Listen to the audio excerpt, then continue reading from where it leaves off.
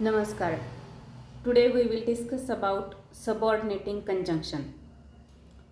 मागच्या व्हिडिओमध्ये आपण कोऑर्डिनेटिंग कंजंक्शन्स बघितले. आता सबऑर्डिनेटिंग कंजंक्शन्स कोणते आणि त्याचा उपयोग कसा करायचा हे आपण बघणार आहेत. सबऑर्डिनेटिंग कंजंक्शन हे जे आहेत हे क्लॉजेसमध्ये यूज केले जातात किंवा टाईप्स ऑफ सेंटेन्सेस जे आहेत त्यामध्ये दोन्ही प्रकारचे कोऑर्डिनेटिंग आणि subordinating conjunctions, simple sentence, complex sentence, compound sentence, त्याच्यामध्ये जे ट्रान्सफॉर्मेशन आहे त्यामध्ये यूज केले जातात. पण तो भाग आपण क्लॉजेस आणि सेंटेन्सेस यामध्ये बघणार आहेत. आज फक्त सबऑर्डिनेटिंग कंजंक्शन्स कोणत्या आहेत आणि त्याचा उपयोग वाक्यात कसा होतो किंवा कुठल्या कारणास्तव होतो, त्याचा अर्थ काय आहे हे आपल्याला पाहायचं आहे. कंजंक्शन म्हणजे काय येतात की जे दोन क्लॉजेस किंवा टू सेंटेन्सेस, टू वर्ड्स हे जोडले जातात, जे लिंकिंग वर्ड्स आहेत हे सगळे कंजंक्शन.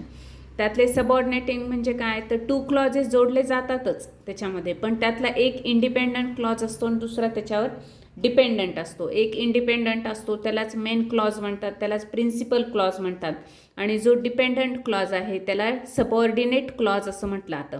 आणि हे दोन क्लॉजेस जोडण्यासाठी जे लिंकिंग वर्ड्स असतात तर ह्याला सबऑर्डिनेटिंग कंजंक्शन्स असं म्हणतात. जर हे लिंकिंग वर्ड्स दोन्हीही इंडिपेंडंट क्लॉजेसला जोडणारे असतील तर ते आपण मागच्या व्हिडिओमध्ये बघितले की ते आहेत कोऑर्डिनेटिंग कंजंक्शन. ते इक्वल रँक असलेले दोन सेंटेन्स असतात, इक्विव्हॅलंट त्याला मिनिंग असलेलं किंवा इक्विव्हॅलंट त्याचा लेवल असलेले दोन सेंटेन्सेस असतात, त्यावेळेस ते कोऑर्डिनेटिंग कंजंक्शन. आणि जेव्हा एक इंडिपेंडंट आहे आणि दुसरं त्याच्यावर डिपेंडंट आहे, तर डिपेंडंट क्लॉजला काय आहे, त्याला एक मिनिंग नसतं. जर त्याला आपण स्वतंत्र ते वाक्य उच्चारलं तर ते मिनिंगलेस असतं. जेव्हा ते इंडिपेंडंट क्लॉज सोबत असतं तेव्हा ते मिनिंगफुल. तर अशा वाक्यांमध्ये, अशा दोन वाक्यांमध्ये जे लिंकिंग वर्ड्स यूज केले जातात ते असतात सबऑर्डिनेटिंग कंजंक्शन्स. आता त्यातले पहिले आहे की प्लेस ज्याच्यामुळे दाखवली जाते असे कोणते आहेत, तर व्हेअर, व्हेअर एव्हर आणि व्हेन्स हे तीन वापरले जातात. कुठे वापरले जातात आणि कसे, तर जसं you can go wherever you like, you can go wherever you like. क्लॉजेसचा चर्चा, क्लॉजेसचे डिस्कशन आपण नंतरच्या क्लॉज या व्हिडिओमध्ये वेगळं करणार आहे. This is the place where I sit, तर यामध्ये व्हेअर याचा उपयोग केलेला आहे, प्लेस दाखवलेला आहे. त्यानंतर आहे time, the conjunction which shows time. कोणते आहेत ते, since, till, until, when, before, after, while आणि as. For example, when he arrived, when he arrived at the bus stop, the bus had left.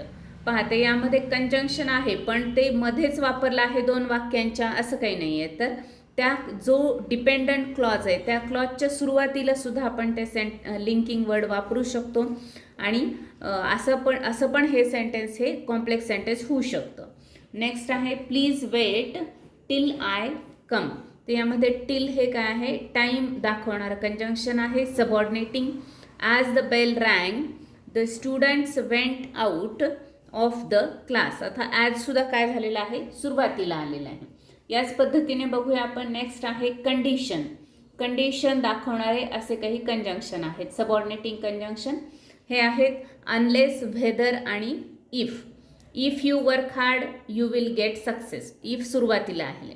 Unless you work hard you will not get success. आपण काय केलेलं आहे, इफच्याच क्लॉजला काय केलेलं आहे किंवा इफच्याच वाक्याला आपण रिप्लेस केलेला आहे इफला अनलेसने. तर हेच वाक्य आपण असं रिप्लेस करू शकतो इफच्या ऐवजी अनलेस, फक्त वाक्याचं अर्थ न बदलण्यासाठी इथे नॉट घ्यावं लागतं.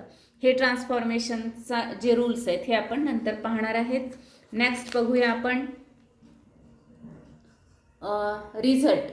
असे कंजंक्शन जे रिझल्ट किंवा इफेक्ट, इन्फरन्स दाखवतात. So that, such that. So आणि दॅट वेगवेगळे पण यूज केले जातात. सो दॅट आणि सच दॅट असं पण त्याचा उपयोग होतो. For example, the box is so heavy, the box is so heavy that I could not lift it. The box is so heavy that I could not lift it.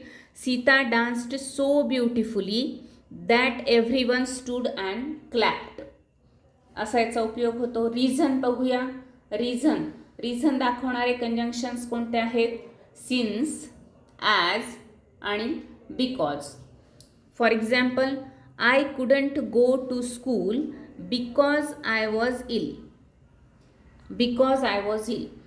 तर याला आपण ॲजनी पण convert करू शकतो, ट्रान्सफॉर्म करू शकतो, replace करू शकतो. कसं?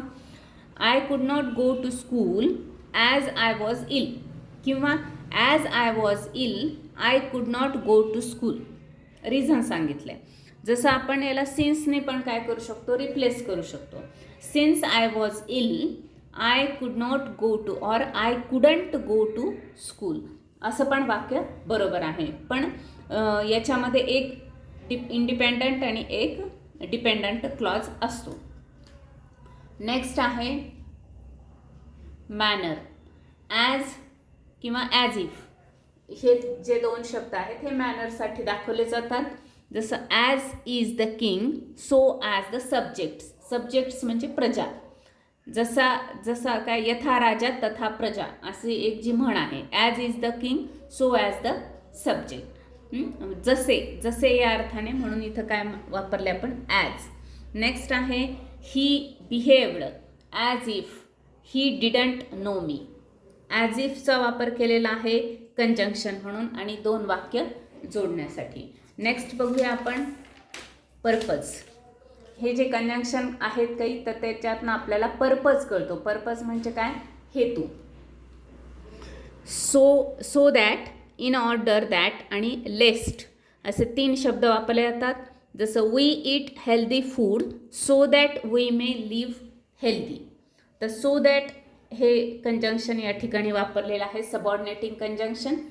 यालाच आपण काय करू शकतो? इन ऑर्डर दॅटने पण रिप्लेस करू शकतो. Throw the garbage in dustbin lest flies should sit on it. लेस्टचा अर्थ ना अनलेस सारखा होतो, नाही तर, या अर्थाने नाही तर. Throw the garbage in dustbin, डस्टबिनमध्येच गार्बेज टाका, नाही तर फ्लाईज त्याच्यावर बसतील. त्यानंतर बघूया आपण कॉन्ट्रास्ट, किंवा त्यालाच म्हणलं जातं concession. CONCESSION, concession. Contrast or concession ते वर्ड्स आहेत किंवा ते लिंकिंग वर्ड्स, आणि ज्याला कंजंक्शन म्हणतो आपण ते आहेत दो, ऑल्दो, इव्हन इफ किंवा हाऊएव्हर. दो नेहमी काय होतं? मध्ये येतं, दोन वाक्यांच्या मध्ये येतं तो, आणि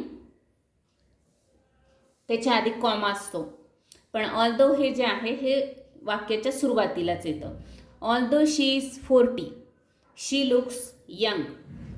शी looks young, comma, though she is 40. She looks young even if she is 40, किंवा however she is 40 she looks young. अशा पद्धतीने आपण हे शब्द रिप्लेस करू शकतो, कारण याचा अर्थ एकच आहे. फक्त वाक्यात ते कुठे घ्यावेत, तर ऑल्दो आणि इव्हन इफ आपण रिप्लेस करू शकतो. कधी कधी इव्हन इफ इथे पण घेऊ शकतो. She looks young even if she is 40 हे पण करेक्ट आहे. आपण याला रिप्लेस करू शकतो. अर्थ एकच आहे, पण जसं की आपली भाषा शैली असते, कोणकोणत्या ठिकाणी कोणकोणते वर्ड्स यूज करायचे, कोणत्या कॉन्टेक्स्टमध्ये, कोणत्या सिच्युएशनमध्ये, त्यानुसार ते फक्त बदलतात. बऱ्याच वेळेस त्याचा अर्थ सारखाच होतो, उपयोग पण त्याचा सारखा असतो. नेक्स्ट बघूया आपण कंपॅरिझन. कंपॅरिझनसाठी कोणते वापरले जातात, तर as, than, no less than हे शब्द. दॅन तर माहिती आहे आपल्याला कंपॅरिझनसाठी वापरला जातात. आता हे पहा, it took no less than 5 hours planning together to organise that programme. It took no less than, तर या ठिकाणी काय आलेलं आहे? नो लेस दॅन म्हणजे यापेक्षा कमी नाही, म्हणजे कम्पेअर केला की थोडा आणि यापेक्षा कमी असं कंपॅरिझन केलं आहे, म्हणून याचा उपयोग कंपॅरेटिव्ह किंवा कंपॅरिझनसाठी केला जातो आणि ते कंजंक्शन आहे. Sita is clever than her sister, या ठिकाणी पण काय आहे? कंपॅरिझन केलेलं आहे. तर आपण मागच्या व्हिडिओमध्ये बघितलेले की काही काय आहेत कंपाऊंड कंजंक्शन आहेत, जसं की 2-3 शब्द एकत्र करून काही कंजंक्शनचा वापर केला जातो. ते आहेत म्हणजे जसं no sooner than, hardly had, as soon as well as वगैरे. तर याचा वापर कसा करायचा ते आपण नेक्स्ट व्हिडिओमध्ये बघणार आहेत. यामध्ये आपण फक्त काय बघितलेले आहेत, सबऑर्डिनेटिंग कंजंक्शन. ते सुद्धा सबऑर्डिनेटिंगच आहेत, पण ते कंपाऊंड पण आहेत, म्हणजे ते एकत्रित 2-3 शब्दांचं एक कंजंक्शन किंवा एक लिंकिंग वर्ड म्हणून त्याचा उपयोग केला जातो. आजची जी प्रोव्हर्ब आहे ती बघूया लास्टला. It is no use crying over spilt milk. दूध उतू गेल्यावर रडण्यात काही अर्थ नसतो, असं त्याचा सरळ सरळ अर्थ आहे. म्हणजेच एखादी गोष्ट जेव्हा घडून जाते त्यावेळेस त्याच्यावर पश्चाताप करण्यात काही अर्थ नसतो. म्हणजे एखादी गोष्ट घडण्यापूर्वीच त्याचा आपण विचार करायला पाहिजे, किंवा एखादं काम जेव्हा ते आपल्या टप्प्यात आहे तेव्हाच ते पूर्ण करायला पाहिजे. नाहीतर नंतर त्याच्यावर आपण बोलून किंवा चर्चा करून काहीही उपयोग नसतो. ठीक आहे, थँक्यू. भेटूया नेक्स्ट व्हिडिओमध्ये.